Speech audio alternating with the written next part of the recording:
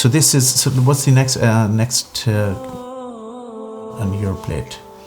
So that's another component, right? So on the nafs side, if we don't control our nafs, then what happens? Then you become like the Pharaoh saying that you are divine. You're divine. So what's in Arabic in the Quran? What was he claiming? Ana rabbukum al-a'la. So he said, "Ana rabbukum al-a'la," that I'm God, right? So then, so that's an extreme example, right? But in our lives, if we don't believe to begin with, and if we don't control our nafs, right, then ultimately we think that we are the owner of ourselves. We ignore Allah because we don't believe. We opt for a life of deprivation and lack. This state gives rise to tenacious greed and selfishness. It is lack at its best. Even if we possess everything in the world, without Allah, we are poor and needed. Our soul knows that. It keeps fighting to remind us of what is good for us. But some out us, just double down and start claiming divinity directly or indirectly. We think we are the best judge, and we can go where, and we can do whatever we like, and what we can decide for ourselves what is right and what is wrong, right? And then our attitude becomes like Pharaoh. And the total opposite of that is the example of Prophet Moses, when he was in the most difficult time of his life with his people, running away from the same person, from Pharaoh, right? And when they were trapped, on the one side they had the sea, and on the other side they had the Pharaoh's army. And people asked him that, now what, right? And his response was, Inna ma'iya rabbi sayahdin. Our Lord is with me, and He'll guide us, right? So this is a totally different attitude in life, just because if you master your soul, and your soul guides your basic fitra, and they are connected, then you have this attitude in life. Otherwise, you have that attitude. We either ignore it or we reawaken it. So what happens when we ignore our nafs? It gets polluted by culture, social pressure and trends, and your ego develops, and the true self is lost. Good. Okay. So when the true self is lost, right, and the opposite is that if your nafs is awakened by the soul, then you actually find your true self.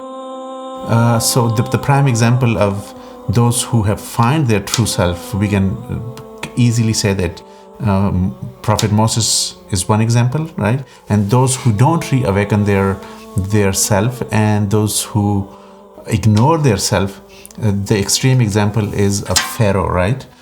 So what did Pharaoh claim? That he was divine, that he was like their god.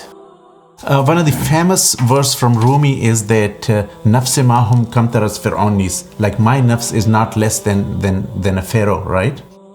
Lakin ura'un ira'unis, but he had army and he had the mulk, but my nafs doesn't have that. But then still within its limitations, right? My nafs also claims and acts like a pharaoh.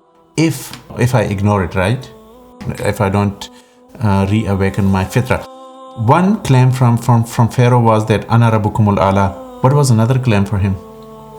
ونادى فرعون في قومه قال يا قوم أليس لي ملك مصر وهذه الأنهار تجري من تحتي. Yeah, أليس لي ملك مصر, right? أليس لي ملك مصر. That does the kingdom of Egypt not belong to me, right? So what was he doing there when he was saying those words? What was he doing?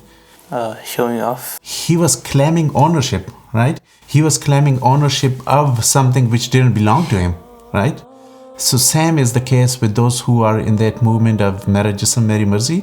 What are they? What's wrong with their claim?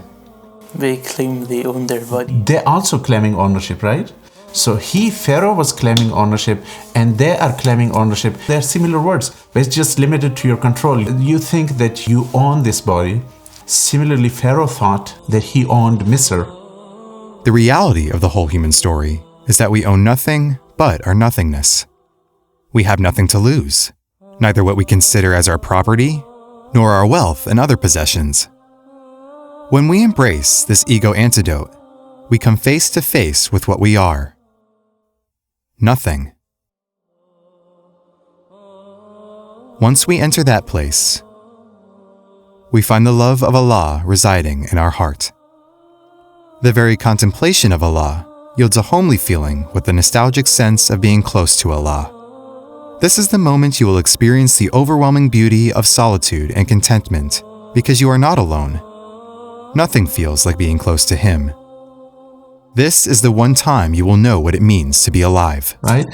So if Allah didn't like those words and those claims of ownership, it means Allah doesn't like those kinds of claims regardless of the circumstances and regardless of the nature. But that's the point is that that's the outcome of our fitra, which we ignore, right? And which we don't ignite with revelation. So that's that Pharaoh-like attitude, right, that we have.